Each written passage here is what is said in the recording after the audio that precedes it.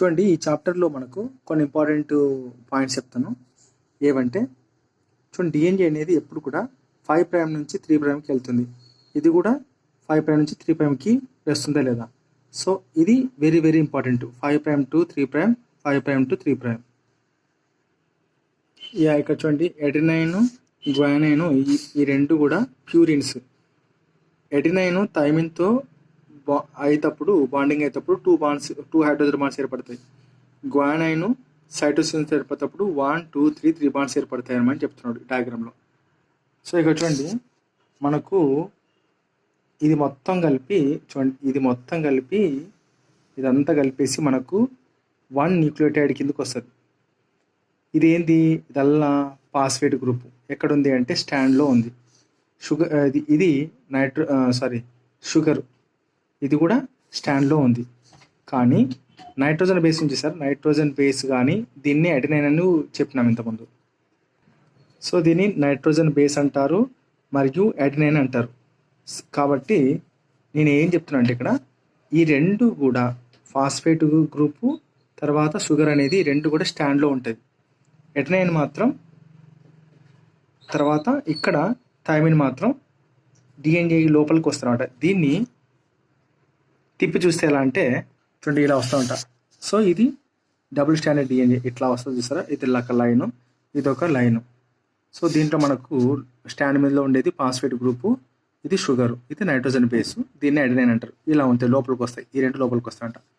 So మనకు DNA stability ఉండడానికి కారణం ఏంటంటే ఇది ఒక దాని మీద ఒకటి ఉండడం, తర్వాత ఇక్కడ హైడ్రోజన్ బాండ్స్ ఉండడం అనమాట పాయింట్. సో అందుకు ఇది స్టెబిలిటీగా ఉంటుంది డిఎన్ఏ స్టాండ్. గుర్తుపెట్టుకోండి, ఎడినైన్కి థైమిన్కి 2 బాండ్స్, గ్వానైన్కి సైటోసిన్కి 3 బాండ్స్. సో ఇంకోటి ఏంటంటే మనకు ఇది తెలుసు కదా, ఏకి పేర్ టు టీ, జీకి పేరింగ్ సి. సో కాబట్టి A plus T, A plus G is equal to C plus T is, దీనికి విలువ ఒకటి 1. ఇది అర్థమైంది, ఇది సపరేటు.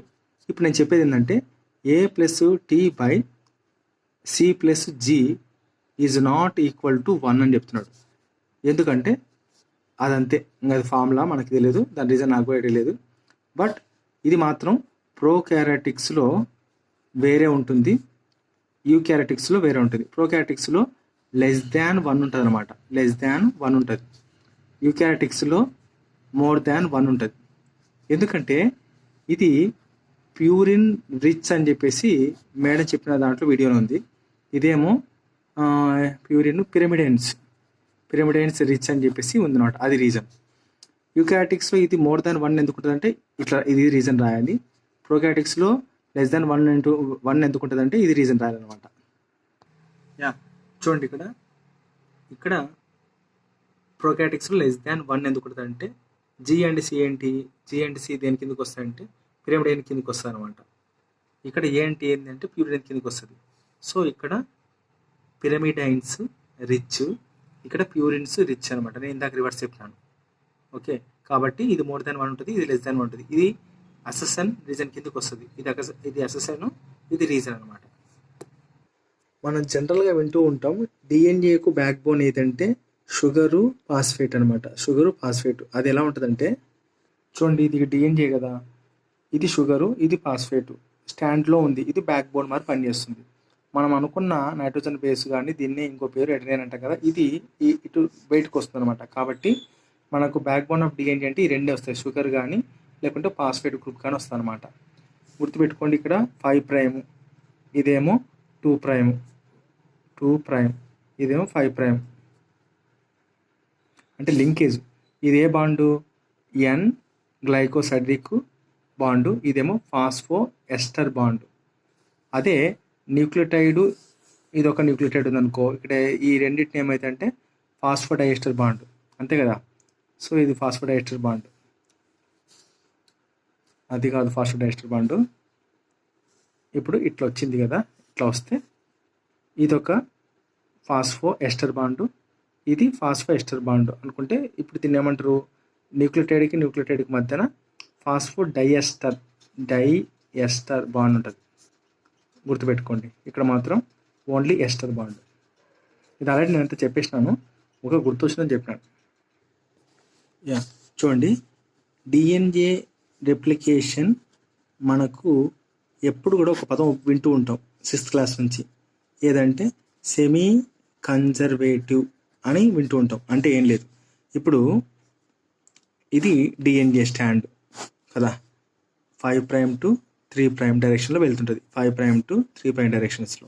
ఇప్పుడు ఇది పేరెంటల్, ఇది పేరెంటల్ అయితే ఇది ఎక్కడి నుంచి, ఫర్ ఎగ్జాంపుల్ ఇది పేరెంటల్ చెప్పినాం. ఇది 5' నుంచి 3', ఇది 5' నుంచి 3', ఇలా వెళ్తుంది కదా, ఇలా రెప్లికేషన్ అవుతుంది కదా, అంటే మొదలవుతుంది. దీనికి డాటర్ అంటే న్యూ స్టాండ్ ఫామ్ అవుతుంది, ఇది న్యూ స్టాండ్ ఫామ్ అవుతుంది. అంటే ఈ పేరెంటల్కి ఇది న్యూ స్టాండ్, ఈ పేరెంటల్కి ఇది న్యూ స్టాండ్. అంటే ఇక్కడ ఏమవుతుంది, సగం అనేది ఆల్రెడీ కన్జర్వ్గా ఉంది, దీనివల్లనే కొత్తది ఫామ్ అయింది. కాబట్టి అంటే పేరెంట్ అనేది ఒరిజినల్గా సగం పేరెంట్ ఉంది, ఇన్వాల్వ్ అయింది. అంటే ఇది పేరెంట్ లోపలనే సగం ఇన్ఫర్మేషన్ అనేది కన్జర్వ్ చేయబడిన తర్వాతనే కొత్త స్టాండ్ ఏర్పడుతుంది. కాబట్టి దీన్ని ఏమని ఉపయోగించారంటే సెమీ కన్జర్వేటివ్ డిఎన్ఏ రెప్లికేషన్ అనేది సెమీ కన్జర్వేటివ్ ఇన్ నేచర్ అని ఉపయోగించారు. ఇన్ నేచర్ ఆ పద్ధతిలో ఉంటుందని చెప్పి చెప్తున్నామట. అది ఓకే, రైట్. ఇక్కడ ఒక పాయింట్ ఉంది, డిఎన్ఏ రెప్లికేషన్ను Watson and Crick just suggest చేసినారు, అంటే చెప్పినారు అంతే, అంతేగాని నిరూపించలేదు. వాట్సన్ అండ్ క్రిక్ అతను డిఎన్ఏ రెప్లికేషన్ను సజెస్ట్ అంటే ఏంది, సలహా ఇచ్చినారు. కానీ నిజంగా డిఎన్ఏ రెప్లికేషన్ని జరుగుతుందని ప్రూఫ్ చేసి చెప్పిన వాళ్ళు ఎవరంటే ప్రోకారియోటిక్స్లో ఎవరు, మిసిలీసన్, స్టాహెన్. అదే డిఎన్ఏ రెప్లికేషన్ను యూకారియోటిక్స్లో ప్రూవ్ చేసిన వాళ్ళు ఎవరంటే టైలర్ అనమాట. వీళ్ళు గుర్తుపెట్టుకోండి పాయింట్ ఇది. వాట్సన్ క్రిక్ జస్ట్ సజెస్ట్ చేసినారు డిఎన్ఏ రెప్లికేషన్ని మోడల్ అది. మళ్ళీ వీళ్ళు ఏం చేసినారు అంటే డిఎన్ఏ యొక్క డబుల్ హెలికల్ స్ట్రక్చర్ని దాన్ని పూర్తిగా వివరించారు. అంటే ఇప్పుడు డిఎన్ఏ ఇట్లా ఉంటుంది కదా, దీంట్లో ఎన్ని ఉంటాయి, ఏ ఉంటుందా, టీ ఉంటుందా, మొత్తం ఇట్లాంటి స్ట్రక్చర్ను వివరించింది వాట్సన్ క్రిక్. అంతేగాని రెప్లికేషన్ మాత్రం ప్రూవ్ చేసింది మాత్రం వీళ్ళు అనమాట. వీళ్ళు ప్రోకారియోటిక్స్లో వీళ్ళు, యూకారియోటిక్స్లో ఈయన. మనకు డిఎన్ఏ స్టాండ్స్ యాంటీ ప్యారలల్ అని ఎందుకు పిలుస్తూ ఉంటారంటే, మామూలుగా మనకు 2 లైన్స్ ఇలా ఉంటే ఏమంటారు, ప్యారలల్ అంటారు. ఇలా ఉన్నా కూడా ప్యారలలే కదా. మరి యాంటీ ప్యారలల్స్ అని ఎందుకు పిలుస్తున్నారు అంటే, ఇప్పుడు 5' నుంచి 3' డైరెక్షన్లో డిఎన్ఏ అనేది వెళ్తుంది, మళ్ళీ ఇక్కడ 5' నుంచి 3' డైరెక్షన్లో ఇలా వెళ్తుంది. అప్పుడు ఏమవుతుందంటే ఈ రెండు ప్యారలల్ ఉన్నప్పటికీ యాంటీగా పోతున్నాయి, ఆ వ్యతిరేక దశలో పోతున్నాయి. కాబట్టి యాంటీ ప్యారలల్ అనే పదాన్ని ఉపయోగించినారు ఇక్కడ. చూడండి, సూపర్ కాయిలింగ్ అంటే ఏంటంటే మనకు డిఎన్ఏ అనేది బాగా ముడుచుకుపోయి ఉంటుంది, ఇట్లా పూర్తిగా ఇట్లా ముడుచుకుపోయి ఉంటుంది కదా. దీన్ని ఇట్లా విడదీసేది ఒక ఎంజైమ్ ఉంది, అదే ఏంటంటే టోపో ఐసోమెరేజ్ అనమాట. ఇది ఏం చేస్తుందంటే releasing of super coiling of DNA. Okay, చూడండి, releasing of super coiling of డిఎన్ఏని చేసేది టోపోమెరేజ్. అదే డిఎన్ఏలో ఈ బాండ్స్ ఉంటాయి చూసావా పక్కన మనకు, ఈ హైడ్రోజన్ బాండ్స్. ఇప్పుడు డిఎన్ఏ ఇట్లా ఉంది అనుకుంటే ఈ హైడ్రోజన్ బాండ్స్ ఇవి ఉంటాయి కదా, ఫస్ట్ తర్వాత 3 బాండ్లు వస్తాయి, తర్వాత వచ్చేసి 2 బాండ్లు, తర్వాత 3 బాండ్లు కదా, ఇలా ఉంటుంది. ఇది ఏంది, A T G C, A T G C. ఇదన్నీ ప్యూరిన్స్, ఇవన్నీ పిరిమిడైన్స్. ఈ బాండ్ను బ్రేక్ చేస్తుంది హైడ్రోజన్ బాండ్స్. అందుకే దీనికి ఏమని వచ్చిందంటే హెలికేజ్ అని వచ్చింది, అన్వైడేజ్ అని వచ్చిందన్నమాట. ఇది ఎట్లా చేస్తుందంటే ఏటీపీని ఉపయోగించుకొని చేస్తుంది అనమాట. అందుకే ఏటీపీ డిపెండెంట్ అన్నారు ఈ ఎంజైమ్. ఇంకోటి ఏంటి, డిఎన్ఏ డిపెండెంట్ డిఎన్ఏ పాలిమరేజ్ అంట. డిఎన్ఏ డిపెండెంట్ డిఎన్ఏ పాలిమరేజ్ అంటే ఏంటంటే, ఇక్కడ ఫస్ట్ దీన్ని చూసుకుంటే మీకు అర్థమవుతుంది. 1 సెకండ్కు 2000 బేస్ పైర్స్ అనేటివి ఏర్పాటు చేస్తుంది. అసలు పాలిమరేజ్ ఏం చేస్తుంది తెలుసా మీకు?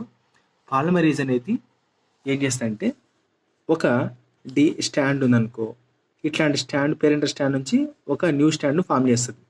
మళ్ళీ తర్వాత ఇది ఉంది కదా, ఇది వెళ్ళి ఇంకో స్టాండు, ఇది వచ్చేసి ఇక్కడ ఇట్లా న్యూ స్టాండ్, ఇట్లా రకరకాలుగా మళ్ళీ ఇది వెళ్ళేసి 1, మళ్ళీ 2, ఒకటి మళ్ళీ 2 ఇట్లా పాలిమరేజ్ అంటే ఒక స్టాండ్ నుంచి ఇంకా స్టాండ్స్ పెరుగుకుంటూ వెళ్ళిపోతాయి.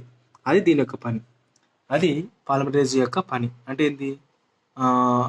రెప్లికేషన్. అంటే రెప్లికేషన్ కాదు, దానికి ఒక వర్డ్ ఉంది, నాకు గుర్తు రావట్లేదు. బట్ పాలిమరేజ్ ఆ పని చేస్తాను అనమాట. కానీ డిఎన్ఏ డిపెండెంట్ డిఎన్ఏ పాలిమరేజ్ అంటే ఏంటంటే, ఇప్పుడు మనకు ఒక డిఎన్ఏ ఉంది, ఇది టెంప్లెట్ డిఎన్ఏ.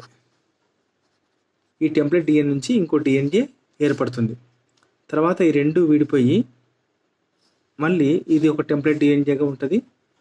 ఓకే, తర్వాత కొత్త డిఎన్ఏ మళ్ళీ ఫామ్ అవుతుంది. అంటే ఇది ఇక్కడికి వస్తుంది కొత్తది.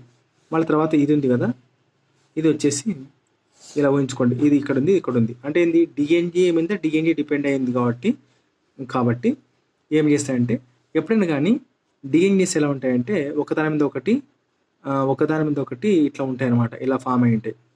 అందుకే ఇక్కడ పదము డిఎన్ఏ డిపెండెంట్ డిఎన్ఏ పాలిమరేజ్ అనే ఎంజైమ్కి అంటే ఆ ఎంజైమ్కు ఈ పేరు పెట్టాను అనమాట. ఇవి ఏం చేస్తాయంటే ఒక సెకండ్కు 2000 బేస్ పైర్స్ని ఫామ్ చేస్తాయి. బేస్ పైర్స్ అంటే ఏంటి? ఏటీ, జీసీ ఇట్లాంటి రెండు ఒక సెకండ్కి 2000 చేస్తాయి అనమాట. అందుకే డిఎన్ఏ డిపెండెంట్ డిఎన్ఏ పాలిమరేజ్ అనే పేరు వచ్చింది దానికి, ఇలా ఫామ్ చేస్తాయి కాబట్టి.